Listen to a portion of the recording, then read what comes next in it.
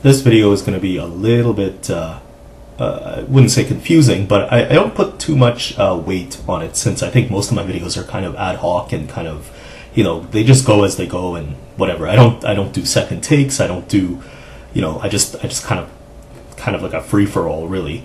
Not that there's other people involved. It's usually just me and the camera, but you get the point. So I read this article about 3 or 4 days ago in the Globe and Mail, and it was discussing Trudeau's diversity. And, it's kind of putting a brand to diversity. I mean, you definitely have this Trudeau/feminist or Trudeau's feminism kind of thing going on. I mean, it's kind of permeated itself in terms of the feminist thing, in terms of, trade policy and, human rights considerations when it comes to labor and, in the third world and in developing countries, and even in countries like China, where human rights kind of comes into question sometimes. So these things do play a role in politics, and but like I mentioned, there is a Justin Trudeau brand, and the article by Margaret Wendt, which I read 3 or 4 days ago, was talking about diversity in the sense of freedom of expression or freedom of religion, or they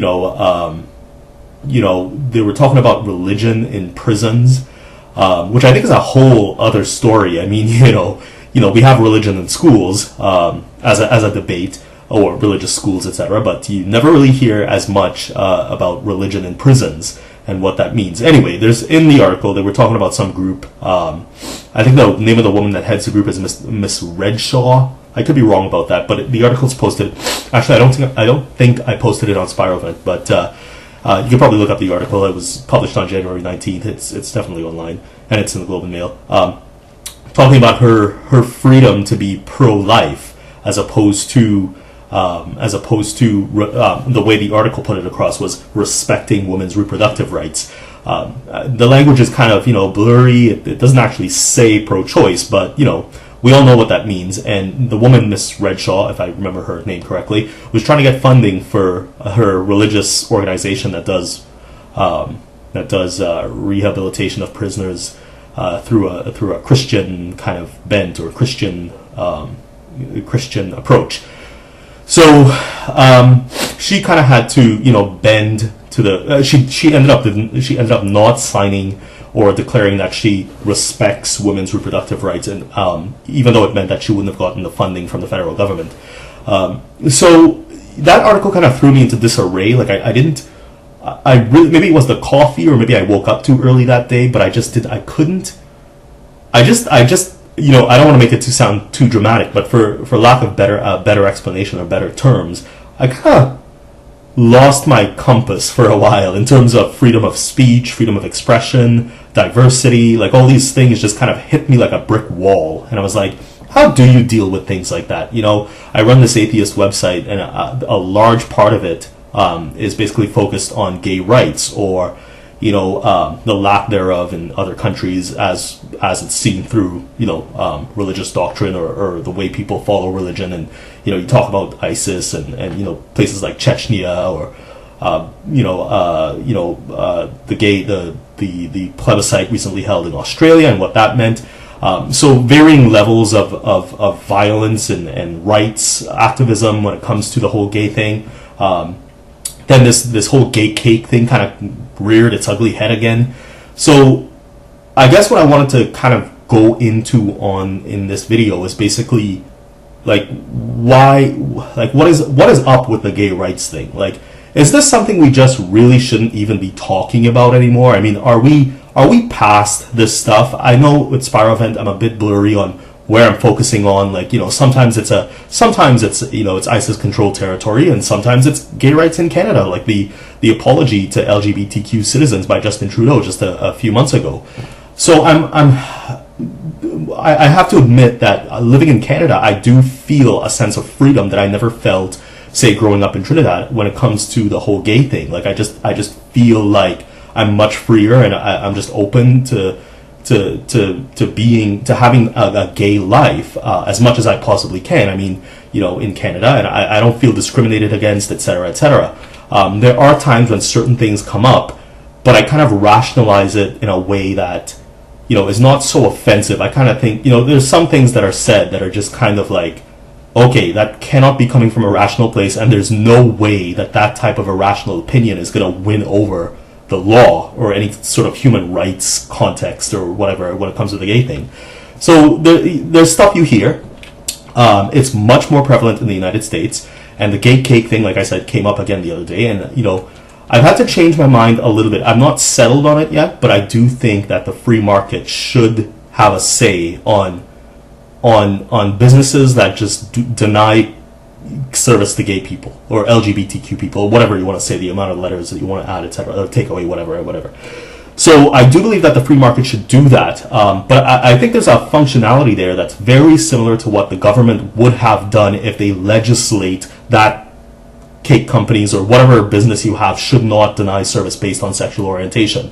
I do think that there's a similarity there, and in my mind, this kind of semi-bad thought kind of crossed my mind. It was just kind of like, well, no good deed should go unpunished. But when you're talking about the free market or even legislation, like I mean, we're not really talking about punishment, really. I mean, if you take the issue from the side of somebody who's bigoted, whether they're running a business or not, I wouldn't want to say that they should be punished for those things. Punished is probably the word I'm getting caught on. But what I am trying to say though is that viewpoint, freedom of religion, blah blah blah blah blah. But that viewpoint that somehow sexual orientation should decide whether your given service is a wrong worldview. It just is. Like you have your freedom of expression, freedom of speech, etc., but freedom of speech doesn't mean you're right. It is just not the right thing to be or to think. It does not hold up to constitutional arguments. It doesn't hold up to human rights arguments. It doesn't hold up to scientific research or evidence-based policy. It doesn't really hold up. The simple fact of the matter is that religion is the only argument against homosexuality.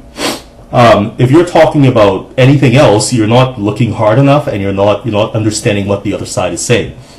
So when I'm talking about, say, punishment, like I said, I thought it was a bad thing that kind of went through my mind, but I'm not talking about punishment, but I'm saying that type of thinking is retarded, and it shouldn't be allowed to flourish. It shouldn't be able to. It shouldn't be able to. And I have a feeling whether it's laws sent down from the federal government or the provincial government or the state government or whatever, or whether it's a free market that takes care of stuff like that, the functionality is the same. That type of thinking is kind of regressive, and it's regressive. It doesn't. Like I said, for all the different reasons and the varying contexts, it doesn't hold up. And you could go deeper into the conversation about whether religion is right or wrong and blah blah blah. But I have to say that that's a big one to discuss. But I mean, whose religion? What God are you talking about? Whose God is right? Whose is wrong? Whatever. I mean, it's a stupid argument. People like Brett Weinstein has once, I think it was either Brett Weinstein or Eric Weinstein. I can't remember whose name was who was doing the interview with Sam Harris, but I think it was Brett Weinstein actually. But he said, sorry, you almost saw my ponytail. But he was talking about not calling people who believe in some sort of God or whatever delusional, because it's sort of an evolutionary trait. It's something that was kind of bred into us and blah blah blah. But at the least, I would have to say, well, it definitely ran its course. I mean, we definitely live in more secular societies now, and no matter how you want to, bend your mind to think about how great religion is, I mean, the truth of the matter is, especially if you live in Canada, or even the U.S., a lot of the rights you have are based on secular law. I mean, if you look at the opposite end of it, like Saudi Arabia, or Yemen, or Iran, or Afghanistan or Syria or Turkey now. I mean, or Egypt even. Like, I mean, you're looking at the flip side, and I don't think it's a society you'd necessarily support coming from a Canadian perspective. There might be some that do, but I don't think they're that big. So I kind of want to talk about the gay thing a little bit more when it comes to atheism. Why do I intertwine the whole gay thing with atheism? It's not because I think gay people are so oppressed in Canada, but I do think that religion on the whole, and if you look across the border, across the border kind of works too. But if you look at Egypt and a lot of Middle Eastern countries, and you look at, say, just Chechnya, or like, the argument is still so strong on the side of religion when it comes to some of these places.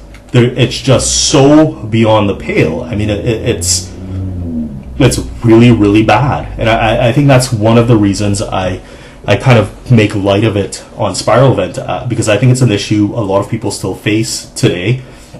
And I would say even in Canada, we still face issues surrounding gay rights and things like that. I don't think it's a freedom of speech issue, but I do think it has to do with education and policy and tax law, family law. I know these battles have been won in Canada, but I still think when it comes to the religious context, there's still a lot of stuff that hasn't been ironed out, to put it mildly. There's still a cultural shift that has to happen in other countries. I know some countries, like, say, Trinidad, they don't come across as like extremely homophobic, but I mean, the law still kind of has to. I think actually, as of January 17th, I think there was a gay rights advocate that was presenting his case to the government in terms of repealing anti-gay laws on the books. So they're moving slowly, but even when countries change their laws, there's still this huge cultural backlash. In fact, I think sometimes that cultural backlash kind of intensifies once laws get put into place, because all of a sudden it's at the forefront and people start thinking about these things again, and out come the bigots and out come the the religious nut bars, etc., etc.